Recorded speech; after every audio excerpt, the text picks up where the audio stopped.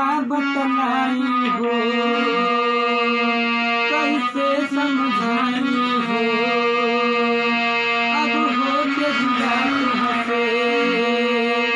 जियल न जाई हो कि चाँद जैसन,